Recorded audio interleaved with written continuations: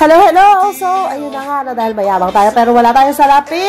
Kaya gumawa na lang ako ng DIY na Sadya Boy outfit ng aking baby brand.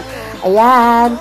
Ito yung 2023 Witch Hat pa. At ito ang 2024 na ribbon na ginamit ko nung year-end pa. O, diba?